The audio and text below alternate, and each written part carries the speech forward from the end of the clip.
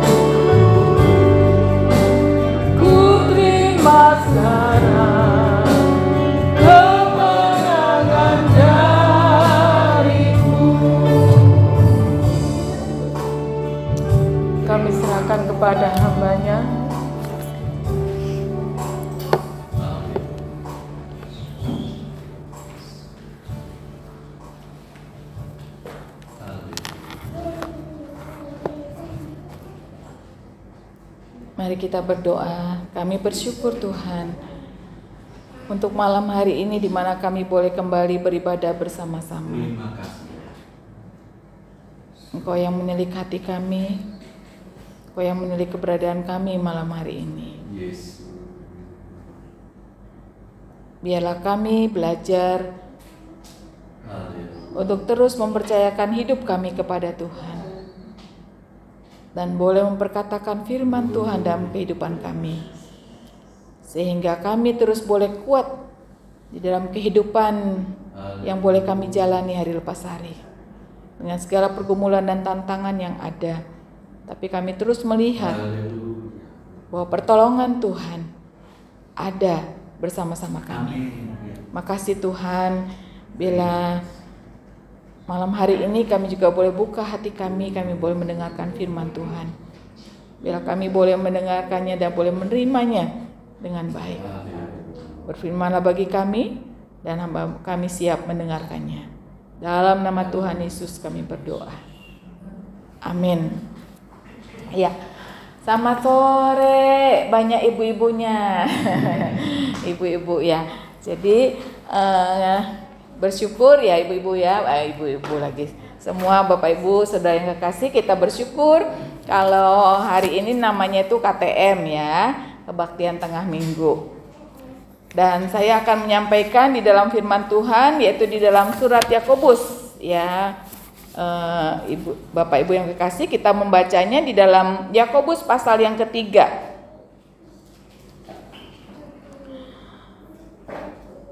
Yakobus pasal 3, saya akan bacakan dari ayat pertama hingga yang ke-12, demikian bunyi firman Tuhan. Saudara-saudaraku, janganlah banyak orang di antara kamu mau menjadi guru, sebab kita tahu bahwa sebagai guru kita akan dihakimi menurut ukuran yang lebih berat. Sebab kita semua bersalah dalam banyak hal. Barang siapa tidak bersalah dalam perkataannya, ia adalah orang sempurna yang dapat juga mengendalikan seluruh tubuhnya. Kita mengenakan kekang pada mulut kuda, sehingga ia menuruti kehendak kita. Dengan jalan demikian kita dapat juga mengendalikan seluruh tubuhnya. Dan lihat saja kapal-kapal, walaupun amat besar dan digerakkan oleh angin keras, namun dapat dikendalikan oleh kemudi yang amat kecil menurut kehendak jurumudi. Demikian juga lidah, walaupun suatu anggota kecil dari tubuh, namun dapat memegahkan perkara yang besar. Lihatlah, betapapun kecilnya api, ia dapat membakar hutan yang besar. Lidah pun adalah api, ia merupakan suatu dunia kejahatan dan mengambil tempat di antara anggota-anggota tubuh kita sebagai sesuatu yang dapat menodai seluruh tubuh dan menyalakan roda kehidupan kita, sedang ia sendiri dinyalakan oleh api neraka. Semua jenis binatang liar, burung-burung serta binatang-binatang menjalar dan binatang-binatang laut dapat dijinakan dan telah dijinakan oleh sifat manusia. Tetapi tidak seorang pun yang berkuasa menjinakan lidah. Ia adalah sesuatu yang buas, yang tak terkuasai dan yang penuh racun yang mematikan. Dengan lidah kita memuji Bapa, dengan lidah kita memuji Tuhan Bapa kita, dan dengan lidah kita mengutuk manusia yang diciptakan menurut rupa Allah. Dari mulut yang satu keluar berkat dan kutuk. Hal itu saudara-saudaraku tidak boleh terjadi demikian. Adakah sumber memancarkan air tawar dan air pahit dari mata air yang sama? Saudara-saudaraku, adakah pohon ara menghasilkan buah zaitun dan adakah pohon anggur menghasilkan buah ara? Demikian juga mata air asin tidak dapat mengeluarkan air tawar. Iya. Bapak Ibu, pernahkah mendengar ada pepatah yang mengatakan mulutmu harimaumu? Pernah mendengar? Pernah. Apa artinya? Mulut berbahaya. Mulut itu berbahaya, betul. Apa lagi?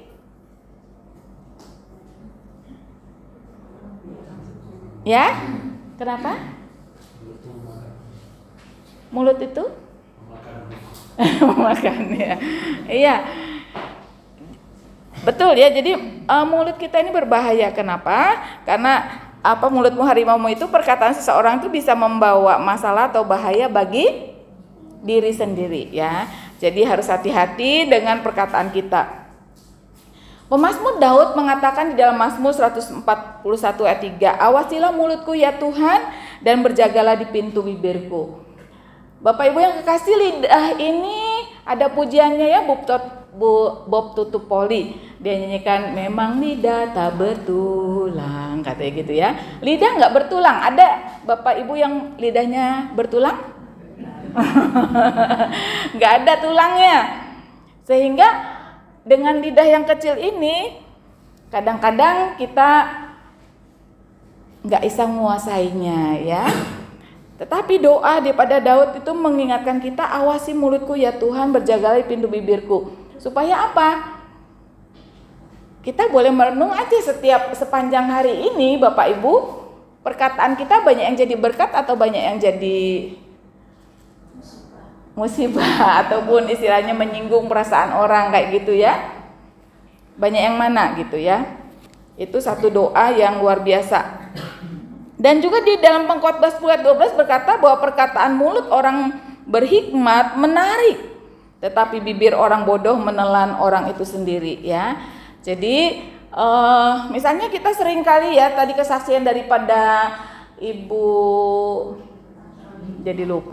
Tami ya. Ibu Tami bilang saya kuat gitu ya. Yang terjadi apa? Kuat. Coba kalau kita ngomong aku lemah, aku nggak berdaya, ya nggak berdaya beneran ya.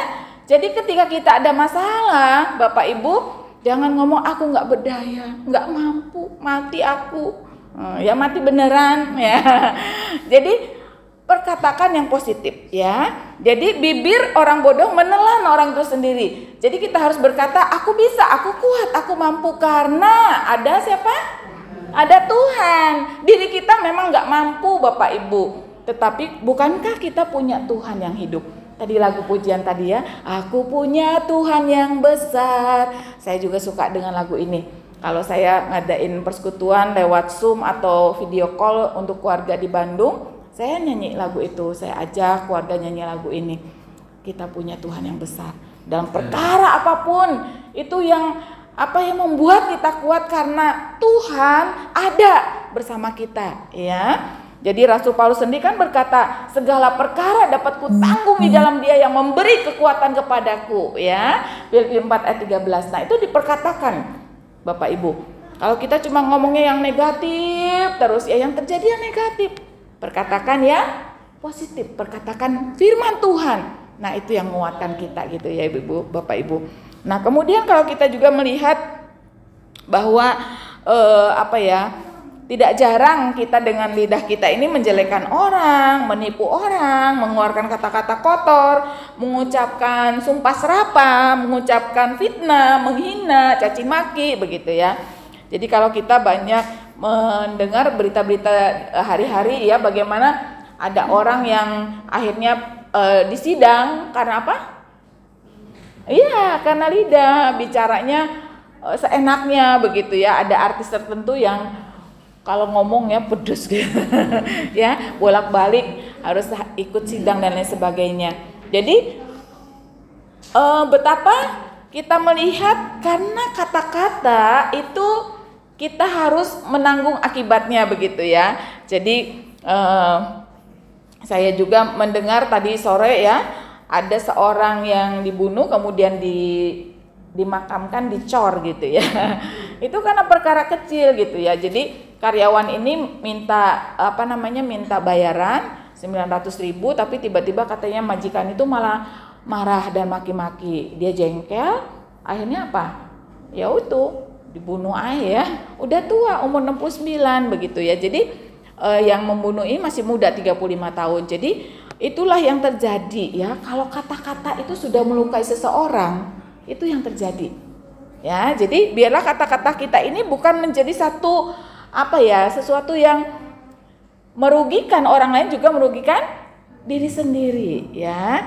Nah, ada pepatah Jawa, nanti Mas Kris bisa betulin ya. Pepatah Jawa, ajining diri dumateng saking lati. Dumadi bacanya, dumadi gitu ya.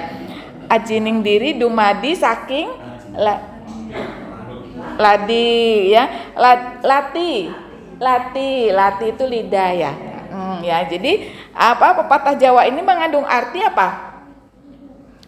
Harga diri atau kehormatan seseorang berasal dari perkataannya, ya.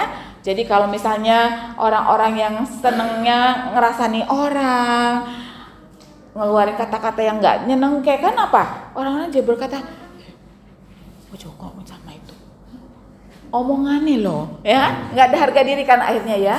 Coba kata-katanya yang berhikmat, terus jadi berkat di tengah-tengah pergaulan komunitas yang ada, wah orang-orang akan hormat, salut, ya. Jadi Bapak Ibu kita harus memperhatikan itu. Nah, firman Tuhan di dalam Yakobus 3 tadi kita bisa melihat bahwa digambarkan ada 3 ya lidah di sini. Yang pertama, kuasa lidah itu bisa mengendalikan sebenarnya, ya. Digambarkan di sini tentang kekang dan kemudi. Waktu saya udah berapa kali nyebrang, ya. Yang pertama nyebrang dari Jakarta ke Lampung gitu, ya. Saya pernah ke Lampung gitu, terus naik kapal air ya waktu nyebrang.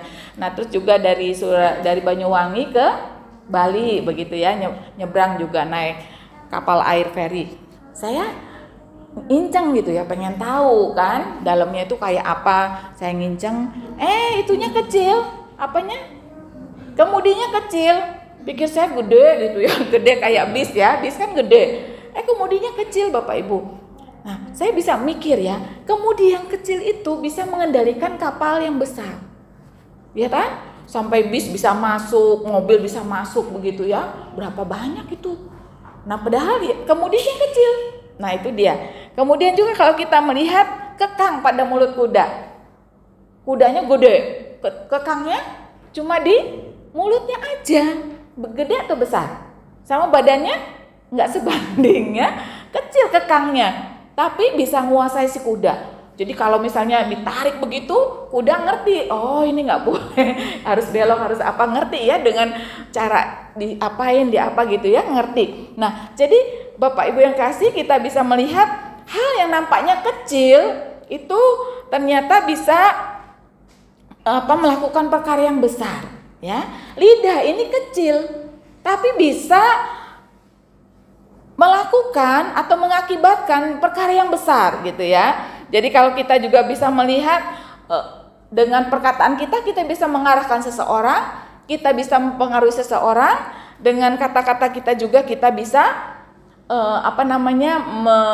mendorong, gitu, ya, memberikan semangat dan sebagainya.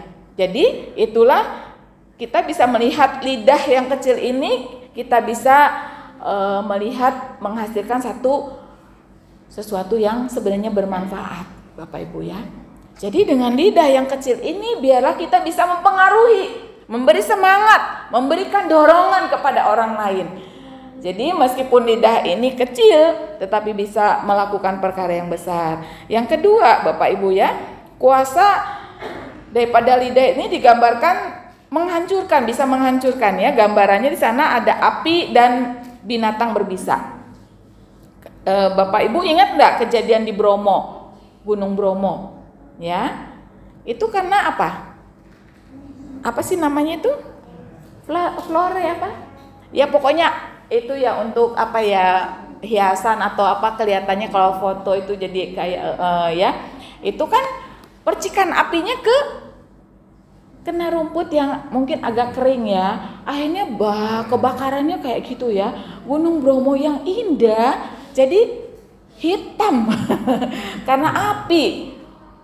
Demikian juga kisah-kisah di mana Kalimantan, terus di mana itu kemarin di pulau apa, ya, itu karena puntung rokok membakar hutan yang besar hanya karena api yang kecil. Apa sih artinya puntung rokok? Itu kan apinya kecil, ya, tapi karena mungkin udara panas, cuaca panas, ya, akhirnya terjadilah kebakaran hutan, ya. Dan kalau kita juga melihat percikan api yang kecil itu akhirnya bisa membakar, ya. Nah, kemudian kita juga bisa melihat binatang yang berbisa, ya. Bapak Ibu, kalau kita lihat ular kecil, ada ular kemudian apa? Berbisa kan, ya. Itu apa? Bisanya itu bisa mematikan seseorang.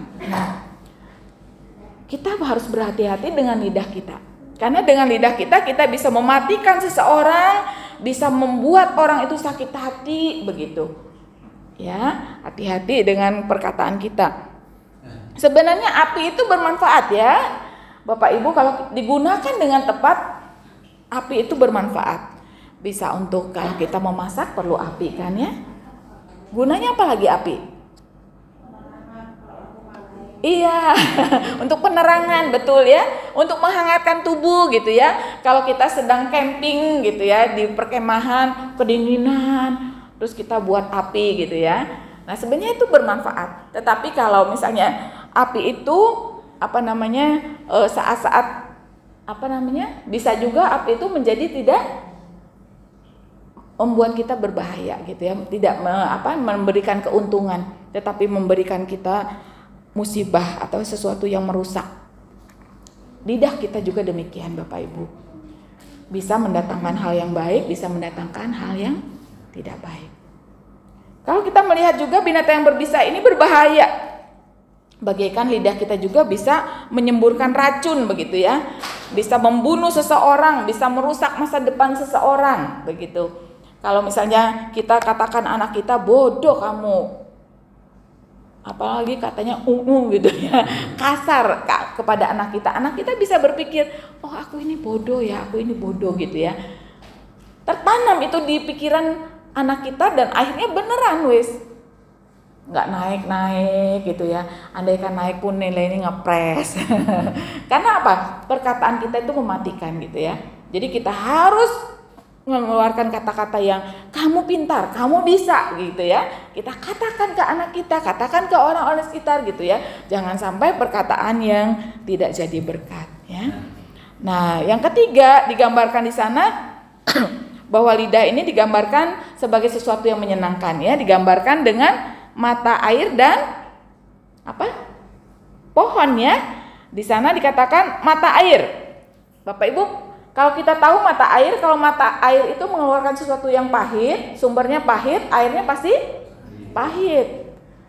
Kalau sumbernya manis, keluar air rasanya manis ya.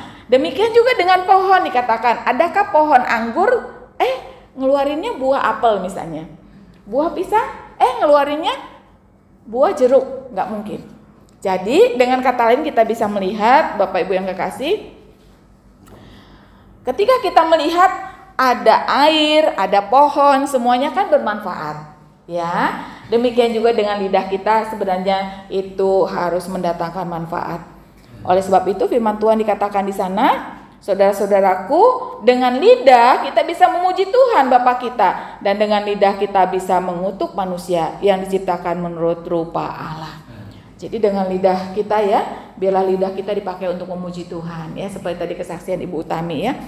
Sembah Tuhan, keluarkan pujian kepada Tuhan. Waduh indah gitu ya. Jadi saat kita mengeluarkan kata-kata kita kepada Tuhan, mengagungkan Tuhan, Tuhan itu nggak pernah tinggal diam gitu ya Bapak Ibu ya. Dia tahu hati kita yang tengah menyembah, hati kita yang sungguh-sungguh hancur, hati kita yang sungguh-sungguh dalam keadaan berserah pada Tuhan. Tuhan tahu Bapak Ibu ya. Itulah sebabnya dikatakan datanglah kepada Tuhan gitu ya, dengan hati yang hancur, dengan hati yang merasa kita ini benar-benar nggak mampu kayak gitu ya Bapak Ibu ya. Tuhan tahu semuanya. Dan itulah sebabnya dikatakan seperti air tidak bisa dikendalikan ya. Air kadang-kadang Bapak Ibu bisa dikendalikan, bisa tidak ya. Kalau kita misalnya di rumah, kita kan punya keran air ya. Air bisa dikendalikan dengan keran itu. Tetapi ada juga air yang nggak bisa dikendalikan oleh manusia. Contohnya apa? Banjir, benar ya, tsunami. Nggak bisa itu dikendalikan tuh air. Jadi demikian juga dengan lidah. Lidah itu bisa kita kendalikan sebenarnya. Kalau kita misalnya berkata, aku nggak bisa mengendalikan, ya udah, akhirnya kita seenaknya ngomong gitu ya. Mari kita jadi bagaikan air yang sebenarnya bisa jadi berkat bagi kita, demikian juga biarlah kata-kata kita boleh jadi berkat. Nah, Bapak Ibu yang kekasih, ada 11 kata yang bisa menjadi berkat, yaitu kata silahkan ya. Silahkan masuk. Wah senang ya kalau kita ke toko gitu ada karyawannya bukakan pintu silakan masuk kayak gitu ya. Senang ya. Terus kedua, kata terima kasih ya. Kita dikasih permen aja bilang terima kasih, kasih apa terima kasih ya, senang ya yang memberi. Nah terima kasih, kata terima kasih. Ada kata lagi, itu udah 3 kata ya. Kemudian maafkan saya, udah 5. Maafkan saya gitu ya. Pernah nggak Bapak Ibu kalau ada apa kita ngomong maafkan saya, atau merasa aku bener kok, kita nggak pernah minta maaf sama siapa aja karena merasa diri kita benar ya. Tapi kata-kata maaf itu bisa membuat seseorang yang lagi marah, kita ngomong maafkan saya, akhirnya apa?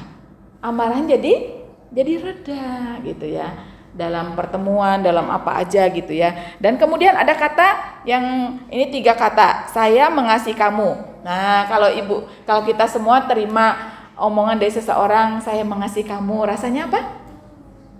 Senang ya. Apalagi mungkin waktu itu lagi jatuh cinta, aku mengasihi kamu, aku sayang kamu, aduh senang banget gitu ya. Apalagi kalau dalam perhimpunan ini Bapak Ibu ya, kita mengatakan aku ngasih kamu, kamu itu kayak saudaraku, kamu sahabatku kayak gitu ya. Itu kata-kata yang menyenangkan bagi kita ya. Kalau misalnya kita di tengah-tengah keberadaan yang kadang-kadang kita merasa apa ya, rendah diri, mungkinnya kita merasa aduh nggak bisa gitu ya. Tapi ada seorang kemudian memperhatikan kita dan mengatakan aku ini mengasihi kamu loh, aku merhatiin kamu loh, sayang sama kamu. Wah senang ya. Itu udah berapa huruf? Udah 8 ya. Dan yang terakhir kata saya mendoakan kamu. Jadi 11 kata. Yang terakhir saya mendoakan kamu. Nah kalau Bapak Ibu ketika kita ada pergumulan, seseorang itu berkata saya akan doakan kamu, saya akan dukung kamu dalam doa. Senang nggak? Senang ya. Nah itulah yang harus dibiasakan 11 kata-kata tadi ya. Kata silakan, terima kasih, apalagi tadi maafkan saya, betul? Ya, iya, saya mengasihi kamu. Terakhir, iya, saya mendoakan kamu. Itu kata-kata yang mari kita ungkapkan gitu ya. Kita katakan kepada saudara kita, kepada suami kita, kepada anak kita, kepada sesama kita ya. Itu pasti jadi berkat. Nah, yang menjadi aplikasi kita apa? Yang pertama, Bapak Ibu, biarlah perkataan kita yang mungkin nampaknya sepele, tetapi bila kita boleh menyadari itu akan memiliki dampak yang besar ya. Mungkin kata-kata kita kelihatan sepele, kecil, tetapi itu akan berdampak besar.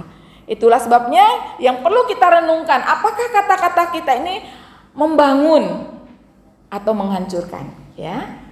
Kata-kata yang banyak kita keluarkan membangun atau menghancurkan. Kemudian yang kedua, menghibur atau melukai. Kemudian yang ketiga, apakah kata-kata kita ini mendamaikan atau malah memecah belah? Kadang-kadang mungkin kita nggak sadar atau nggak sengaja kata-kata kita malah bukan mendamaikan, malah membuat orang itu ribut ya, jadi pecah. Hubungannya satu dengan yang lain jadi nggak baik. Ada yang begitu ya. Nah, terus yang harus kita lakukan tadi perkataan kita harus kita jaga intinya. Yang kedua, kita juga harus membutuhkan atau minta Roh Kudus untuk menolong kita ya, bisa memimpin atau menguasai lidah kita yang kecil ini. Kita minta. Karena tanpa Roh Kudus kita nggak mungkin mampu, Bapak Ibu ya. Undang Roh Kudus. Pimpin lidahku yang kecil ini. Supaya dengan lidah yang kecil ini aku bisa memuji Tuhan, aku bisa jadi berkat, aku bisa menguatkan dan menghibur ya. Dan yang terakhir, jadikan lidah kita sebagai alat untuk memuji Tuhan dan berkati sesama. Karena memang dengan lidah dikatakan kita bisa memuji Tuhan, dengan lidah kita juga bisa mengutuk sesamamu. Nah, hati-hati ya. Jadi biarlah dengan lidah kita minta supaya kita bisa menjadi alat pemuji Tuhan dan bisa menjadi memberkati sesama. Sebagai penutup, Bapak Ibu tahu pasta gigi? Pasti tahu ya. Mungkin satu kali kita ini iseng, pasta giginya kita pelototi, tweet ya, udah keluar semua itu. Ini sampai gepeng gitu ya si tempat odolnya itu.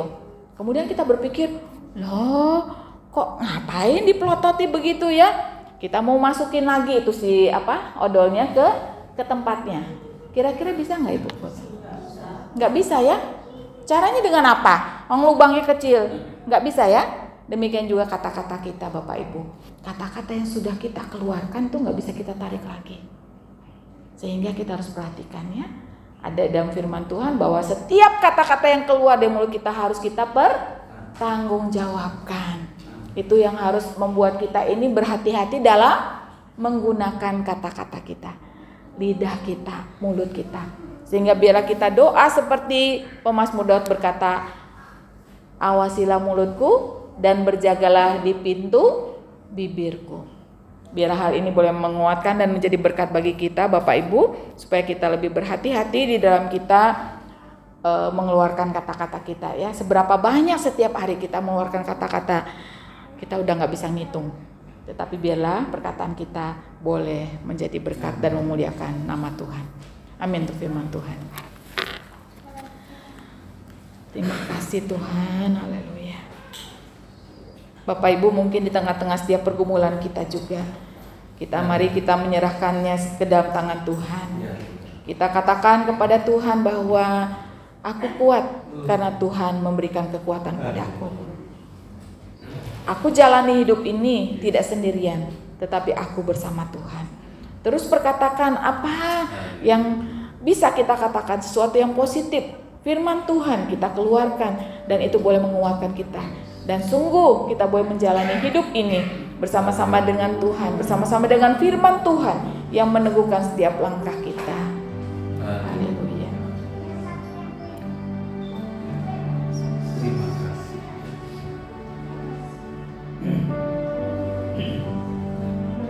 Bersamamu Bapa, ku lewati semua perkenananmu yang teguhkan hatiku. Engkau yang bertindak,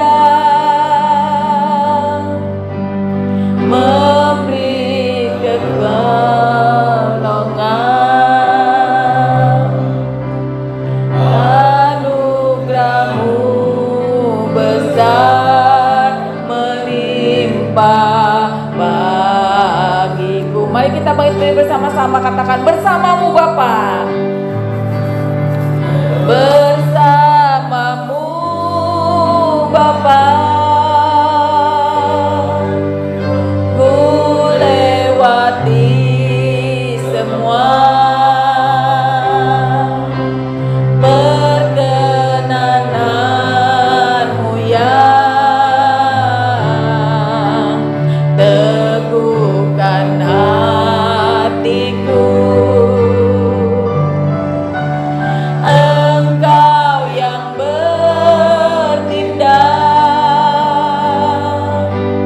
memberi pertolongan, anugerah-Mu besar melimpah bagiku. Anugerah-Mu besar,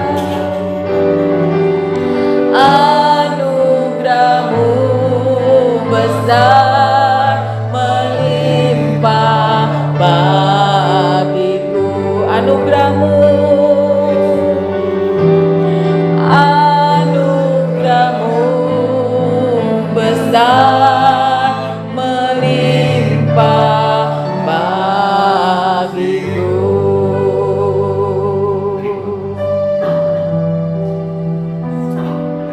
Bapak, biarlah kami boleh menyerahkan lidah kami, anggota tubuh yang kecil ini, supaya kami boleh minta pertolongan Tuhan. Sehingga dalam hari-hari yang kami lalui, kami boleh lalui bersama-sama dengan firman Tuhan, bersama-sama dengan Roh Kudus yang akan terus memampukan kami sehingga lidah ini mengeluarkan kata-kata yang menjadi berkat, kata-kata yang boleh membangun, kata-kata yang sungguh-sungguh Tuhan memuliakan nama Tuhan, memuji Tuhan, dan kata-kata yang sungguh-sungguh Tuhan menjadi berkat dan nama Tuhan dipermuliakan di dalam kehidupan kami. Kami tahu bahwa di dalam segala tantangan pergumulan kami juga boleh hadapi bersama dengan Tuhan yang sanggup memberikan kami kemenangan dan pertolongan. Terima kasih Bapa, anugerah-Mu besar dan kami boleh merasakan itu dari hari lepas hari. Terima kasih Bapa, berkati seluruh jemaat-Mu yang sudah hadir beribadah tempat ini, supaya mereka semua boleh tetap setia, tetap kuat di dalam keadaan apapun. Terima kasih Bapa, terpuji nama-Mu. Dalam nama Tuhan Yesus kami berdoa. Amin. Ya, saya serahkan pada Mas Kris. Oh, Bu Paidi.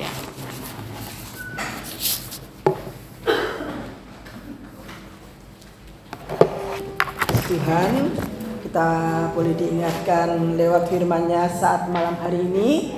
Biarlah setiap kita boleh menjaga lidah kita untuk boleh menjadi berkat bagi sesama kita. Atas nama jemaat dan pengurus ibadah KTM, kami menyampaikan terima kasih kepada Ibu Pendeta Susi Raswati yang sudah melayani kita saat malam hari ini. Imanku